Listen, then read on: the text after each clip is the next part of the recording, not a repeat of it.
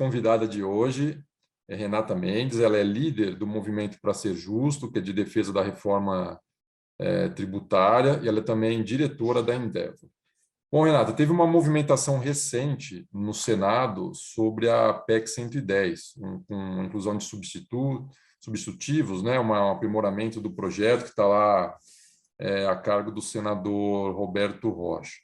Queria saber a sua avaliação, se esse projeto atende os objetivos de uma reforma ampla e que diminui as distorções do atual sistema tributário brasileiro.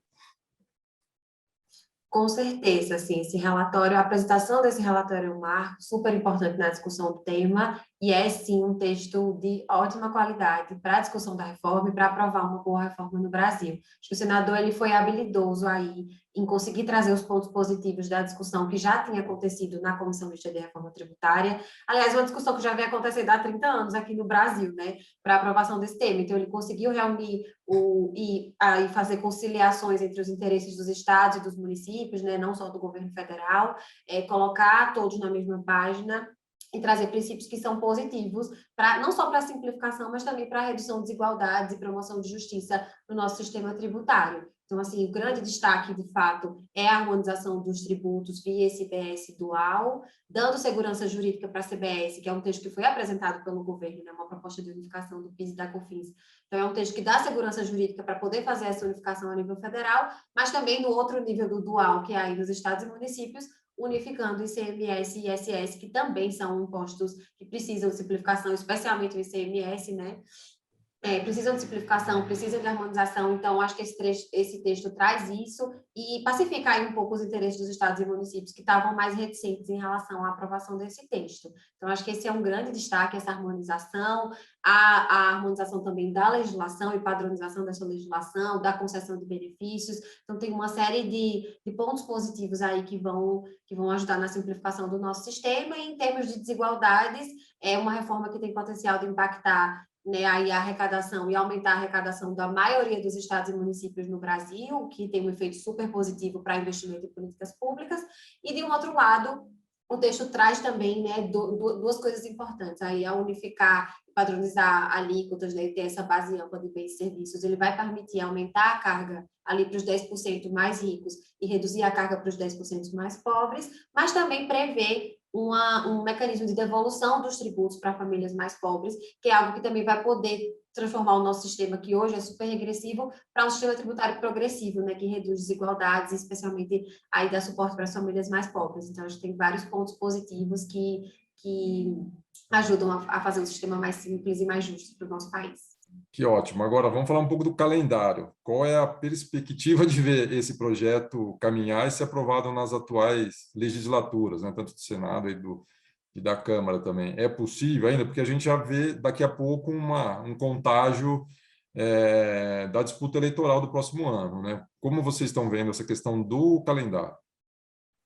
Olha, em termos de calendário, Juliano, é realmente difícil, assim, temos um calendário apertado, a gente sabe que em 2022 a discussão vai se deslocar, como você trouxe, né, para as eleições, não tem como, é o natural, isso acontece, mas isso não tira a importância da gente tentar fazer esse texto avançar mais uma casinha, ser discutido e ser votado na CCJ, avançar um pouco mais para a discussão no plenário no Senado, porque essa é uma agenda que precisa avançar, precisa acontecer, né, ela já está atrasada, e ela precisa seguir avançando. Então, em termos de aprovação, tem desafios, né?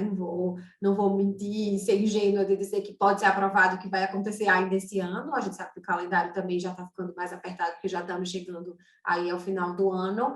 Mas seria importante esse texto avançar um pouco mais, ter uma discussão em plenário, que é algo que ainda não aconteceu, sentir um pouco mais esse termômetro e ir letrando os próprios parlamentares nessa discussão. Porque, de fato, se não for aprovado ainda nesse governo, que a gente sabe que é difícil, é uma agenda que fica para quem quer que seja, né, o próximo presidente do Brasil, com certeza vai ser uma das discussões mais urgentes do primeiro ano de mandato. Então, é algo que é uma discussão que precisa ser mantida em pauta.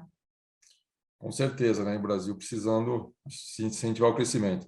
Só um último ponto para a gente conversar, um ponto paralelo aqui com relação ao sistema tributário, que é o projeto aprovado recentemente pela Câmara, que altera, né, a cobrança do ICMS sobre combustíveis. qual é a avaliação de vocês sobre esse projeto? Ele ajuda a tornar menos aí distorsivo, menos problemático, porque tem uma crítica em relação ao atual modelo aí de cobrança, porque ele fica muito volátil, né, conforme tem alteração no valor dos combustíveis. Como vocês veem essa proposta? Olha, eu acho que o desafio de fazer essa discussão, enquanto a gente tem no Congresso duas discussões de reforma tributária amplas acontecendo, tanto do imposto de renda, né, quanto da tributação do consumo, é que ela acaba gerando mais ruído, e no caso dessa proposta aí para a resolução dos desafios com a tributação dos combustíveis e o preço, né, do combustível hoje aqui no país, o texto vai acabar tendo um efeito quase que nulo pela proporção dos aumentos e pelas discussões recentes de que a Petrobras até pode estar represando aumentos por enquanto, né, dados os efeitos que estão acontecendo. Então, muito provavelmente, os efeitos de segurar e modificar aí um pouco o cálculo da alíquota, eles vão ter pouco efeito final prático aí para o consumidor na ponta. Então, o que a gente precisa, de fato, é resolver o problema na raiz, que é fazer a reforma tributária, simplificar esse sistema, padronizar a forma de cobrança, e aí sim a gente vai caminhar para um lugar de mais transparência, provavelmente no mais longo prazo de redução da carga. Então, esse projeto, assim, eu entendo, né,